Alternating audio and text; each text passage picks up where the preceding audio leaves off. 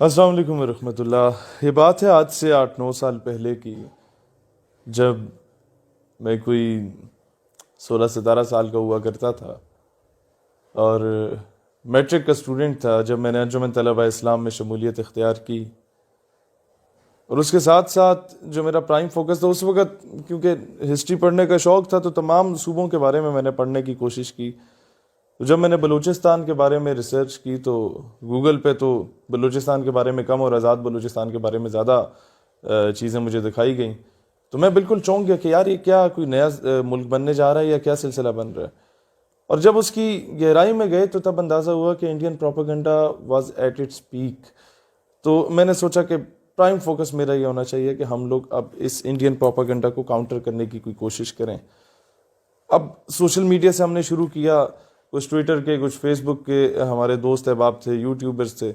ان لوگوں کے ساتھ مل کے سے کاؤنٹر کیا۔ لیکن میں نے کہا نہیں، جو مجھے نظر آ رہا ہے وہ یہ ہے کہ جو نفرت ہے وہ لوگوں کے دلوں تک سرایت کر چکی ہے، اور وہ نفرت ڈالی گئی ہے پاکستان کے خلاف، اس کو کاؤنٹر کرنا ہوگا۔ میں نے وفاقی اردو یونیورسٹی اسلام آباد اور نیشنل پریس کلب اسلام آباد اور اس کے ساتھ ساتھ کرتے کرتے پورے پاکستان میں ایسے سیمینارز کرائے، ریلیاں، جلسے وغیرہ کرائے، جس میں میں نے کوشش کی کہ ایسے بلوچستان کے ہیروں کو بلایا جائے جو کہ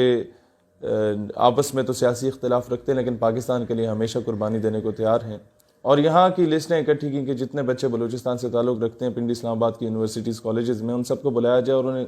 ان کے سامنے بٹھایا جائے اور وہ بتائیں کہ اصل مسائل کیا ہیں اور کون پروپیگنڈا کر رہا ہے اور کون یہ کہہ رہا ہے کہ جناب یہ تو سارا ظلم پنجابیوں نے کیا یا کس نے کیا۔ اس ساری چیزوں کو کاؤنٹر کیا گیا، اور الحمدللہ مجھے یہ فخر سے کہنا پڑتا ہے، میں کہہ سکتا ہوں فخر سے، کہ I was the first one from Punjab. 2004 سے 2015 تک جتنی وہاں پر انارکی پھیلی، اس کے بعد میں واحد بندہ تھا جو کوئٹہ گیا اور قومی پرچم ریلی ہم لوگوں نے نکالی، میرے کلاس فیلوز نے، بلال کاکڑ اور ہم سب نے مل کے۔ ہمارے تقریباً میں گیریزن اکیڈمی کوئٹہ میں 2 سال پڑھا بھی تھا when my father was posted there، یہ 2005-6 کی بات تھی۔ تو سارے پرانے دوست جو تھے، کوئی وہاں پر پولیٹیکل فیملی سے بھی تعلق رکھتے تھے، بعد میں ہم سارے جب بڑے ہو گئے، کوئی 17-18 سال کے ہو گئے، تو ہم لوگوں نے سوچا کہ وہاں پر اس طرح کی ریلی نکالیں کہ اس میں پشتون، بلوچ، پنجابی، سندھی اور یہ سارے کشمیری، بلتستانی سب اکٹھے ہوں، تو اس سے کوئی سیاسی رنگ نہ دیا جائے، صرف پاکستانی پرچم کے سائے تلے ہم کوئٹہ میں اس طرح کریں۔ اور اس وقت یہ میں جانتا ہوں کہ جو ڈیتھ تھریٹس ہمیں ملا کرتی تھیں بی ایل اے کی جانب سے، بی آر اے کی جانب سے، بی ایس او کی جانب، بی ایس او آزاد کی جانب سے، and then B L F کی جانب سے، وہ ہم بہتر جانتے۔ خیر ہم نے وہ اس وقت اتنا پبلسائز اس سے نہیں کیا تھا، کیونکہ ظاہر ہے عوام کا مورال ڈاؤن ہوتا تھا، تو خیر وہ سارا کیا۔ اسلام آباد میں ہم نے سارے سیمینارز کیے، لوگوں کو پاکستان سے محبت کا درس دیا اور یہ بتایا کہ جناب اگر گورنمنٹ کی کوئی پالیسیز غلط ہیں، اگر کسی فرد واحد کی کوئی پالیسیز غلط ہیں، یا آپ لوگوں کے اپنے نوابوں وڈیروں نے آپ لوگوں پہ اگر ظلم کیا، تو اس میں پاکستان کا قصور نہیں ہے، اس میں اس فرد واحد کا یا اس کی پالیسیز کا قصور ہے۔ اور پاکستان تو ہم سب کا ملک ہے، اس سے محبت، میں تو پاکستان سے محبت اس لیے نہیں کرتا کہ میں یہاں پیدا ہو گیا پلا بڑا، میں تو البتہ صرف اس لیے کرتا ہوں کہ یہ واحد ریاست ہے، ریاست مدینہ کے بعد، جو کہ اسلام کے نام پہ حاصل کی گئی، تو مجھے تو اس سے عقیدت اور محبت رسول اللہ علیہ الصلوۃ والسلام کے نسبت سے ہے۔ ناؤ کمنگ فارورڈ، وہ دن بھی تھا جو میری زندگی کی خواہش تھی کہ ڈیرہ بگٹی میں سوئی کا علاقہ، جہاں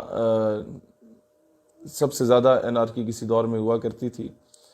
وہاں پر مغرب کے بعد کوئی باہر نکل نہیں پاتا تھا۔ رات کو 11 بجے ہم لوگوں نے وہ جلسہ پرولونگ کیا، 11-12 بجے تک، پاکستان زندہ باد کے نام سے، جہاں 4-5 ہزار ووٹ لے کے کسی دور میں لوگ ایم پی ایم این اے بنا کرتے تھے، وہاں 7,000 لوگوں کا، صرف مردوں کا وہاں جلسہ ہوا، اور الحمدللہ پاکستانی پرچموں کے ساتھ آئے، کسی سیاسی جماعت کے پرچموں کے ساتھ لوگ نہیں آئے۔ اور مجھے اب بھی یاد ہے چیف آف بگٹی جان بگٹی بھائی نے میری دستار بندی بھی کی، وہ بلوچ دستار پہنائی میرے سر پہ۔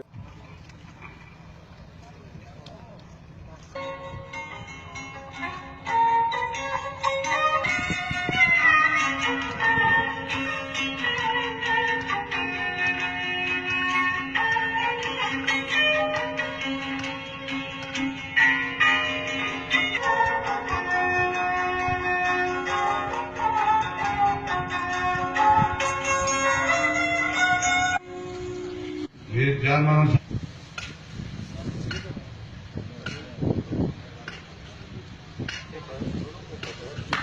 تالیہ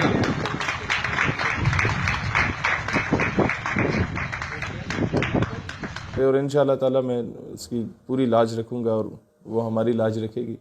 اور اس کے ساتھ ساتھ مجھے یاد پڑتا ہے کہ برام داغ بگٹی کو میں نے اس وقت چیلنج کیا تھا کہ یہ جو پہلی 2 صفوں میں یہاں کے سیاستدان بیٹھے ہیں, یہاں کے جو بلوچ بیٹھے ہیں, ان کو رہنے دو, میں پنجاب سے ہوں تو میرا مقابلہ کرو. یہ بلوچ ایک پنجابی کو ووٹ دے دے گا لیکن غدار وطن کو ووٹ نہیں دے گا. اور سب نے اس پہ تالی شالی بھی بجائیں اور کہا کہ آپ بالکل درست کہہ رہے ہیں. اور پھر وہاں بلوچستان سے ایک یہ نعرہ بھی بلند ہوا کہ ہم اگر پاک فوج کو ضرورت ہوئی تو ہم 50,000 رضاکار پاک فوج کو دینے کو تیار ہیں بھارت کے خلاف. تو ایک بڑا پازیٹیو اس کے نتائج آئے سامنے. آتے ہیں ہم فلسطین کاز پر. تو پیلسٹائن کاز پر الحمدللہ جتنا کام ہماری تنظیم نے کیا اتنا نوجوانوں میں شاید کسی اور نے نہیں کیا ہوگا. اور مجھے اب بھی یاد ہے جو فلسطین کے 400 بچے پاکستان میں اس وقت بھی پڑھ رہے ہیں, مختلف یونیورسٹیز میں, مختلف میڈیکل کالجز میں اسکالرشپس پہ ادھر پڑھ رہے ہیں. پاکستان الحمدللہ ہم نے کوئی بھی ملک کسی جگہ پہ ایمبیسی بناتا ہے تو اس کی تنخواہیں سارے وہ لوگ خود ہی دیتے ہیں. لیکن پاکستان میں جو فلسطینی ایمبیسی اس کے سارا بجٹ ہم لوگ خود افورڈ کر رہے ہیں, پاکستانی افورڈ کر رہے ہیں. اور اب بھی ہمارے پاسپورٹ پہ لکھا ہے کہ it is eligible everywhere except Israel, اور اسرائیل کو ہم لوگ نہیں تسلیم کرتے. خیر فلسطینی سفیر نے بھی کافی ریکگنائز کیا, ہماری ووٹ ٹیکنگ سرمنیز میں بھی آئے. سفیر جو ایمبیسیڈر ہوتا ہے, جو لوگ ڈپلومیٹک افیئرس کو جانتے ہیں وہ صحیح جانتے ہیں کہ وہ سرینا یا میریٹ سے باہر نہیں جاتا, وہ اسی طرح کے ہوٹلز میں آتا ہے, وہ منتیں ترلے کر کے. اور یہ وہ سفیر تھے جنہوں نے اتنا کوآپریٹ کیا ہماری سنسیریٹی کو دیکھتے ہوئے کہ ہم اگر یہ بھی کہہ دیں کہ جناب پریس کلب کے باہر احتجاج ہے یا کسی چوک چوراہے پہ احتجاج ہے تو ادھر بھی یہ پہنچ جائیں گے ہمارے ساتھ اپنی کسی قسم کی سیکورٹی کے بغیر. تو ایسے درویش صرف لوگ بھی ہیں. اور بیت المقدس کا خوردہ جو آیا کرتا تھا وہ یہ ہمیں کھلایا کرتے تھے ادھر جب ہم لوگ مسئلہ فلسطین پر ڈسکس کرنے جاتے تھے. پھر ہمارا یہ بھی انڈرسٹینڈنگ ہوئی آپس میں کہ ہمارے تمام پاکستانی نوجوان اور آپ کے فلسطینی نوجوان مل کے کام کریں گے اس کاز کے لیے, اور ان کے فلسطینین اسٹوڈنٹ آرگنائزیشنز جتنی بھی ہیں ان کے ساتھ ہمارے روابط ہوئے وہاں پر بھی اور یہاں پر بھی.